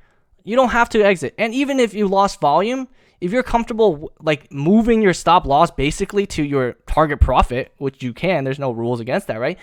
You can just wait and see if it touches your target profit, which it did right here, and exit at the 3 times return, right? But if you waited like, if you were a little bit more patient, you could have seen that it jumped up to like 54 and that you could have made like a 6 times your risk return just by waiting a few minutes. So be patient with your winners and be very impatient with your losers. And this is why, okay? You can make 7 wrong trades and only 3 right trades. You still grow 2% from 10 trades. And if you did that, let's say consistently every week, you would triple your account. That is the power of compound interest and the power of trading appropriately, intentionally with a trading plan. Now, the last part of this is execution. This is really hard because there's things like FOMO and being scared because you're risking way too much. This is why you should never be trading with money you are not comfortable with losing. It should not be emotion or psychological factors in your trade. Okay? Make a trading plan and just follow it. And be patient with your winners and be impatient with your losers. All right. It looks like my quality dropped for some reason. Hopefully that'll come back. All right. So now that is the meat of the lesson. Good learning resources, trading for eternity, free YouTube channel. Same with Stock Market Live. This is the guy I watch every day when I trade during the week. Watch him too. He's amazing. You will find opportunities that you will not find yourself, that you don't think of, right? And so Umar Ashraf, he's just a really good trader. He also day trades options like I do, and swing trades them. Really good resource to learn. This is a free website. This is an options trading education website, and they're also a brokerage. They have a free course on options trading. If you want to go through that, I highly recommend it. But if you want to just be patient and wait for when I cover options, that's completely up to you. And the only thing I will ask you to spend money on is buying 1 book, okay, or maybe also buying a water bottle, because so you don't have to leave your seat. Which is the technical analysis of the financial markets by John J. Murphy. If you want to support the channel, please use my Amazon affiliate link in the description below. It does not change the price, but I get a small percentage from Amazon for the referral, and it's very appreciated, but not required.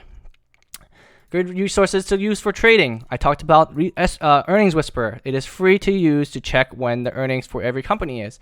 Thinkorswim. This is free to use. God bless Thinkorswim. They're amazing. I don't trade with any other charting software. I trade with Thinkorswims.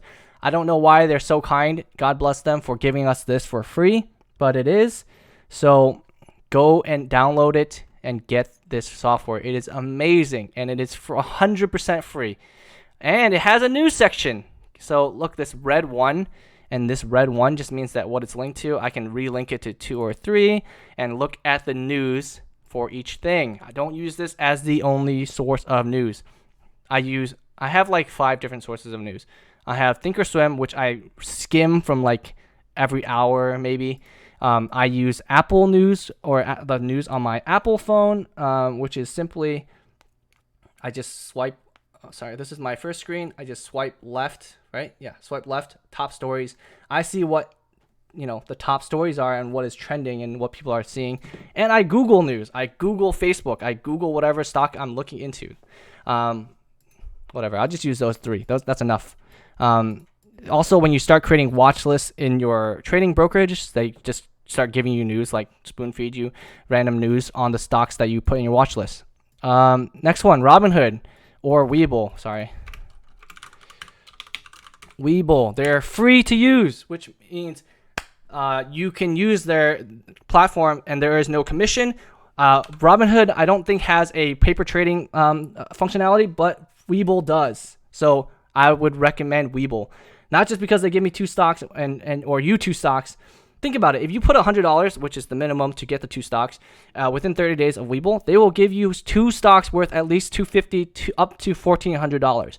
That is let's say you get the minimum $2.50 stocks. You get a free 5% increase in your portfolio immediately. Okay. Like I said, if you grew your account at 5% a week, just remember the power of compound interest, and you get it for free for just signing up. That's 12.6 times. Okay, that's the power of compound interest.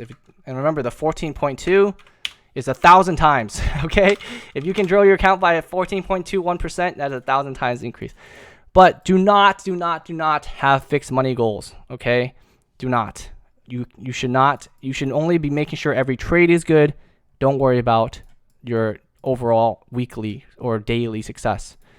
Wall Street Journals. This is a link. It is free to use. Here's a subscription link. I should put this in the descriptions, which I will do. Add to description, self note. And then investing.com, which I mentioned, which is an economic calendar. I will pull that up really quickly. I know we're getting it to the 1:45 mark. Investing.com, you go there. A lot of different sites have economic calendars, not just this one. You can use any one you want. I like this one because it will give me alerts and it tells me the power of the impact. And I've somehow, oh, here we go. I was like, how do I not know what it is? Okay. Here's the investing calendar. This week. Let's go this week. The bulls are how strong the impact is. Usually the U.S. has the strongest impact on, obviously, the U.S. companies, so you should look at those. 2 bulls, 1 bull, etc. You can add an alert to remind you.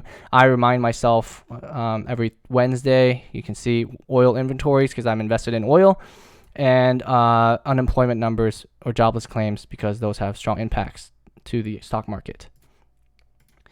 All right, moving on. Plays review. I walk through my gold play. I did not go through that, funny enough. I went through the Dunkin' Donuts play. And then I went through the stimulus check play as well. Oh, that was the same play. Gold. Okay, Okay, so here I will do what Kevin asked me to do, which is show you my analysis on an opportunity with actual trend lines. I entered a gold play on, what day was that? What the heck? Was that Wednesday? Wednesday, okay. I entered a trade here. I'm going to draw a trend line from all trend. Oh, shoot. As you go back here, trend lines should always include, where the hell is it? Trend lines should always include all price action. Because why? Because this part of the candle is just the opening price. This part of the candle is only the closing price. What does that just mean? It means very little to a trend, right? It's helpful for you to understand the micro trend inside this candle, but it's not very helpful to the overall trend. So I will go from the top of this candle and draw a line to the top of this candle, and then go that way. So I entered this trade around here. I saw it break this trend line, right? It broke this trend line a lot, actually. Let me change this. This was a bad trade in a way, right? In a sense, because if you look at this continuation, it is below this trend line. That means the trend line has been broken. The trend has been broken. Why did I stay in that trade? Because I am a fundamental directional trader that uses technical analysis only to support my trading. Did my investment thesis change during my trade just because it broke the trend line? No, which is why I kept in that trade. And also the second part, which is way more important, is I forgot what price I entered it at, but my stop loss is like down here. Okay? It did not touch or even get close to my stop loss. And so I am still holding that trade, even though it broke my trend line. And why do I think gold is a good investment? I think gold is a good investment because, where is it? Place review. Because the U.S. government is printing money like it is fake money. Okay? If you print a bunch of money and gold is limited, guess what's going to happen to gold and everything that is the limited resource? It is going to increase in price. And that is the definition of basically inflation. Why do things inflate? Because governments are like printing money, or a limited resource versus a resource that is increasing in supply. The balance is off, and that's why inflation occurs. You can look into it more. That is just a high-level understanding. You do not have to understand every single detail about inflation or the economy to trade. Remember, you are a minimum viable product. Just know enough to be dangerous. Trend line analysis, use the master file. I'm not going to do that. I don't have enough time, and I already walked through the Dunkin' Donuts one, so that's plenty. I invested in the gold ETF with a basic understanding that it is an indirect investment for gold, even though I don't really know how it works. Is this responsible? Yes, it is. That is why you should not trade with something just because I do it. You should not trade something just because I do it. I am not a guru, and I will lose and win, okay? So please read the disclaimer. Please just trade at your own risk, okay? It broke in the trend line, but reason why this is not a great trade, but why I invested only a small amount into this trade. Okay, TIP gang. Let's get TIPs. Thank you. Appreciate you guys, Tanya and Brandon. All right, so I'm not going to go through every play. I wanted to go through these, but maybe if you guys are interested, I'll go through it another time. Potential future lessons to look forward to. You can read this at your own leisure. I'm going to move on. Post-lesson actions. Number 1. Go educate yourself, okay? Go subscribe to the 3 YouTube channels that I mentioned earlier, Trading Fraternity, Stock Market Live, and Umar Ashraf. Especially Stock Market Live and Trading Fraternity, because he uploads every day, Monday through Friday, basically. Because he trades live from 9 a.m. to 4 p.m. I'll be watching him. I suggest you guys watch him too. I suggest you guys watch one lesson of watch one Stock Market Live and watch one Trading Fraternity this week. Before the next lesson, you will not understand much at first, but it is important to be immersed. It's like living in a foreign country to learn their language. You will learn much faster by being immersed. And just like Google everything, right? G-fast mentality. Google first, ask second. You find something you don't understand, just go Google it. If you don't understand it still, you can come ask me. Another way, and please, you can ask me on DMs and emails. I prefer you ask me at maybe like the end of future lessons. So that I can tell everyone, because your question may be very good, and it probably is, and other people can benefit from it too. So as much as I can answer your question directly through a DM, which I'm happy to do, I prefer, if you don't mind waiting till my live lessons. Another way to educate is go learn the vocab on the vocab slide. That's 1. Go educate yourself. Number 2, go open a trading account. If you do open a Webull account or a Robinhood account or whatever, I suggest you fund it first, but trade with fake money.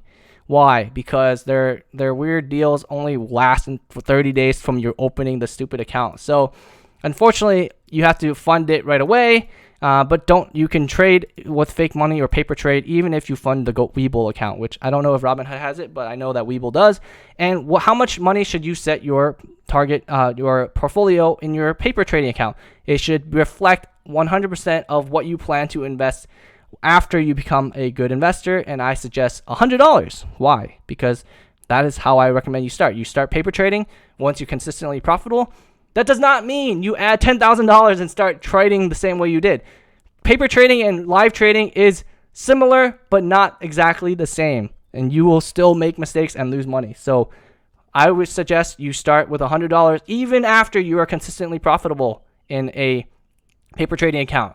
And then when you're consistently profitable with $100, then add more money. Number 3, go prepare a trading plan on an opportunity and comment below the first lesson. Then other students and I will provide thoughts and feedback. And I can tell you if I think it's good, if I think it's bad. You are only allowed to look for long plays. I forgot to finish this bullet, funny enough. Because a lot of brokerages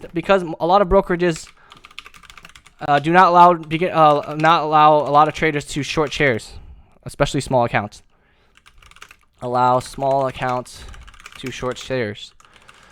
Short stocks, shares, same thing. Number 4, comment below what you want me to cover in future lessons. You can look at the potential future lessons to get some idea of what I want to talk about, but I'm here for you. This is here for you, okay? So I want to help you guys as much as I can. So comment below so I can look for ideas for future lessons, and I can know directly from you guys what you want me to talk about. Number 5, it's not required, but go buy the technical analysis of the financial markets by John J. Murphy. If you want to support the channel, use the affiliate link. Doesn't change the price, but I get a small percentage. And let me hold this. I have not finished this book. I don't know if you can see how much I've read. I've read like a fourth of this book, 25%. But that is how valuable I found this book just from reading the first 25%. So go read it, and you don't even have to finish the whole book, in my opinion, to get a lot of value. All right. Here are the 8 key takeaways. I want to save 15 minutes at the end of this so that this is like a 2-hour video to answer any of your questions. So here, read them, understand them. Remember my bonus lesson, which is be patient with your winners and impatient with your losers. And make sure that you know that trading is not about making money. It is about not losing money. Okay, you'll always have chances to make money. The markets are never going to go away unless some craziness happens, like we go to a crazy war or something. Okay, remember the PDT rule. Each day trade is a bullet to save your life. Do not waste them to take profit. Okay, use them very, very carefully and very, very, very, very, very, very, very, very sparingly. Ideally, never. But if you have to, use them. 3 steps to become a trader. Remember those. 4 steps to make a perfect trade. Understand how to read candlestick charts and avoid the 6 common mistakes from trading. 6 most common trading mistakes. Your job as a trader is not to predict trends. Instead, it is to ride them. So wait for confirmation before you enter a trade. Other questions? Now you should know enough to go practice trading next Monday. Please paper trade until you are familiar with your brokerage platform and are consistently profitable for at least 1 to 2 months. All right, that is everything. I will be here for another 14 minutes to answer any questions that you guys have.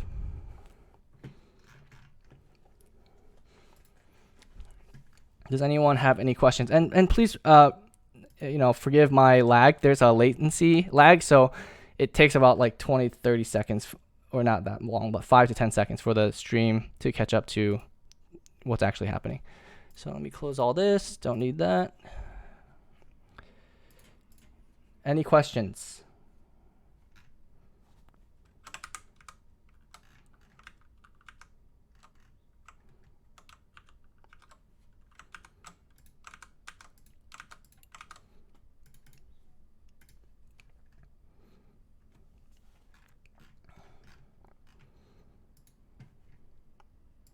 I'll also close this.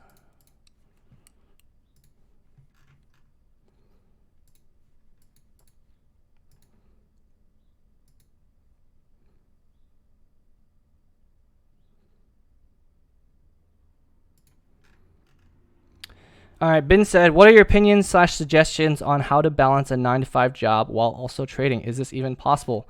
100% yes. You can definitely do that. No question from me. Thanks for the first lesson, brother. Love you. Love you too. Yeah.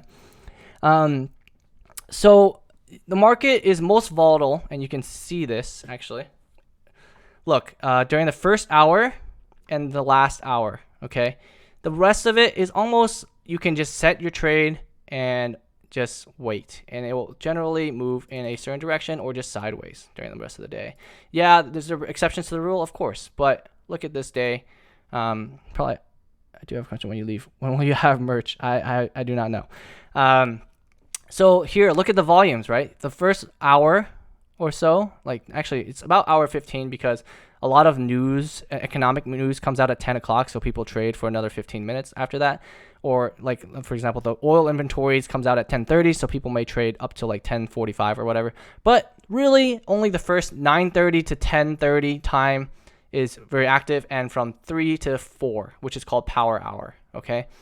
So what you can do as a trader, like I said, have a trading plan. It's almost irrelevant what the market does after that. You have a trading plan, you have a catalyst in mind. Why do you think it will go up or down? You have an idea, right? It will go up or down. Then you enter a trade at a certain point. Wait. I'll talk about this later. But you can enter a trade, and then as long as it doesn't touch your stop loss, you can stay in the trade and even if it hits your target profit, you can still stay in the trade, especially if it's within a day. Now, the market will always move up, down, up, down, up, down, up, down. Why? Because it's traded by people. If it goes up a bunch, people are like, does it really make sense that it will go all the way up that far? So it will start to come down, just to make sure people want to see if it's reasonable and it will actually go back up or stay at that level, right? So if you see all these green candles, if you're in the 4th or 5th green candle, maybe just wait for a red candle before you enter, right? And that will help your entry position a ton. Okay. But then don't just enter. Maybe wait for another confirmation like this green candle, then enter. Okay. Always have a confirmation. You cannot predict when it's going to bottom. It may have changed direction. Okay. If you see it's all these green, then it's red. It may start going down. So wait for a confirmation before entering. So yes, you can day trade even without being full time. You can just trade on the first hour or the last hour. And really, it's just having trading plans. Have a reason why you think it's going to go up. Look for confirmation, enter the trade. If it doesn't hit your stop loss, stay in the trade. Simple as that. Any other questions?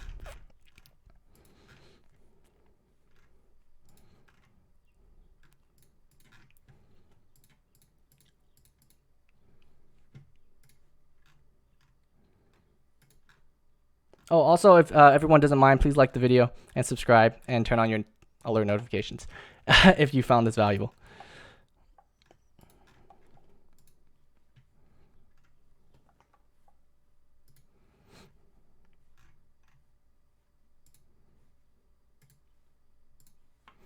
And like I said, this is going to be a weekly thing, so hopefully you guys come back next Saturday for another lesson. I haven't planned it yet, but I'm happy to look at the comments to see suggestions. I have some ideas, but always happy to take suggestions for next week. And I probably will maybe even dive deeper into certain topics from today. Bin says, when do you plan to have your next live stream? Oh, it's next Saturday. Thanks for asking. Any other questions? If anything I went through was too fast or I kind of skimmed it, you want to dive deeper in any one of these 18 topics that I covered today, I'm happy to do so. I forgot to mention, I will also be adding timestamps for this lesson. So in case you just only want to, I should have said this at the beginning, go to a certain section out of the 18 slides, I will add timestamps to the description or in the comments below.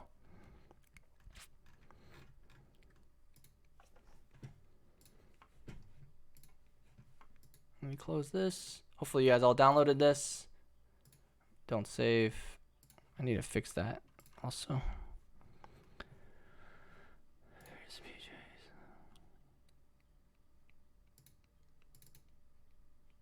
Oops, files.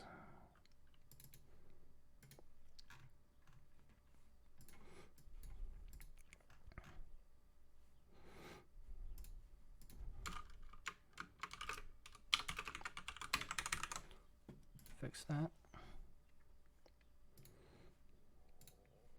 Any other questions? I'll stay on for another 7 minutes.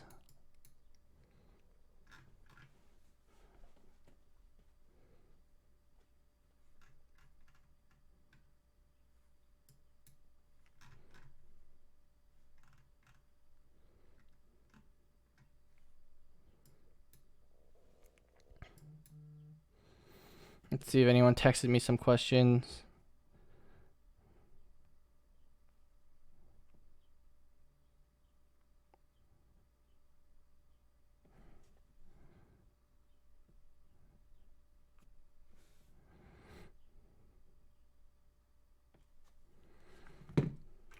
Okay, looks like no questions on my text. Close this.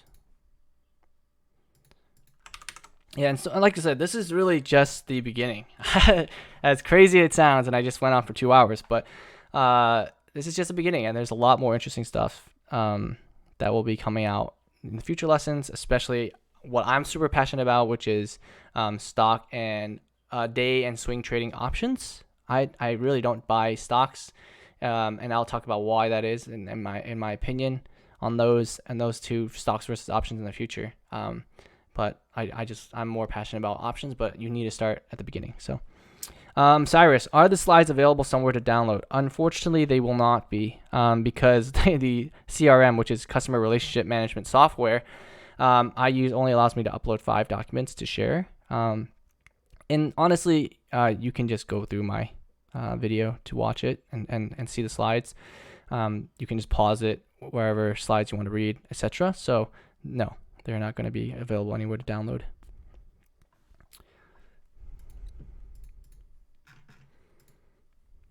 Oh, I'll just stay here.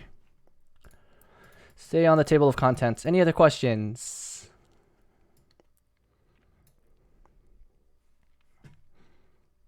I'll move over actually to maybe stay on the other questions page in case people stumble onto the stream.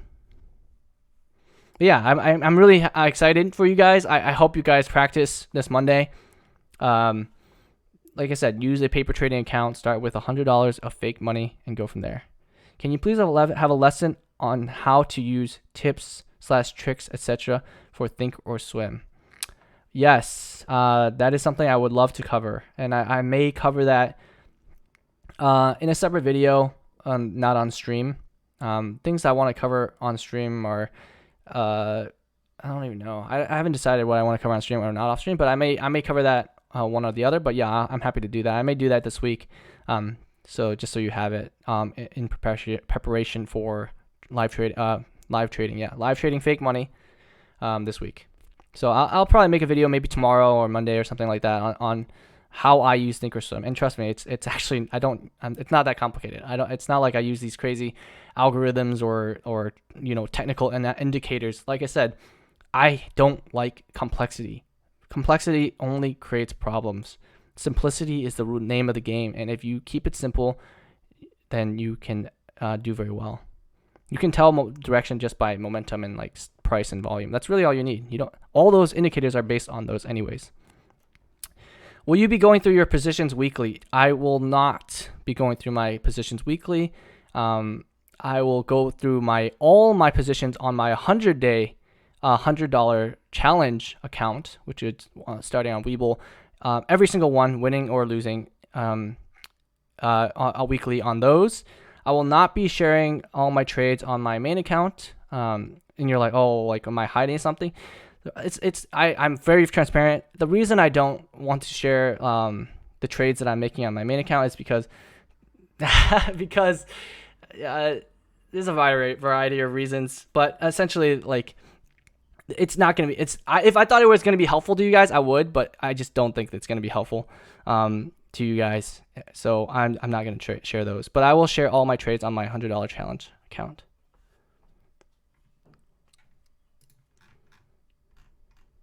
But that doesn't mean, oh, well, now it turned red.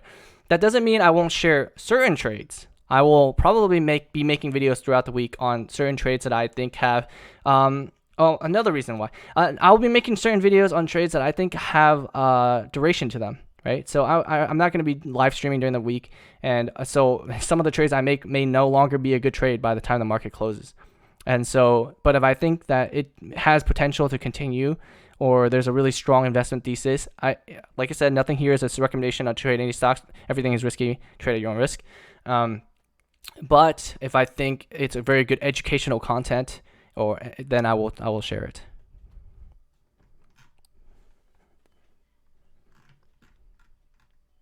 Great question, by the way. All of them.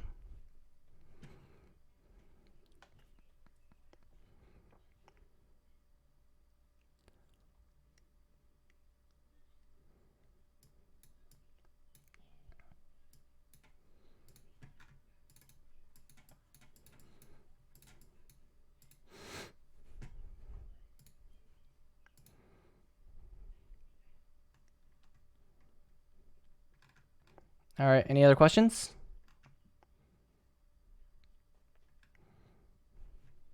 Last one, and then I'm about to hop off. I wonder if you guys can hear my stomach growling. It's kind of funny.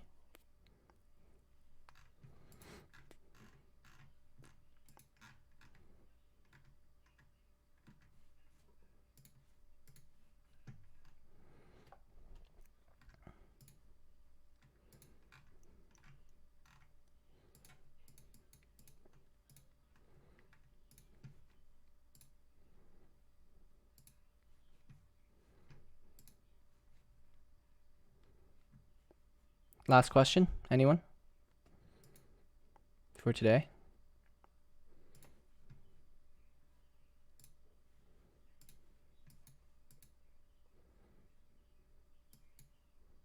Okay, I'll take that as no more questions today. Thank you everyone for watching. I hope you guys like the channel and subscribe and turn on your alert notifications. I'll be posting videos throughout the week, as well as having a live stream every Saturday for lessons that I want to go through in detail. And best of luck trading this week, and trade at your own risk. Thanks. Bye.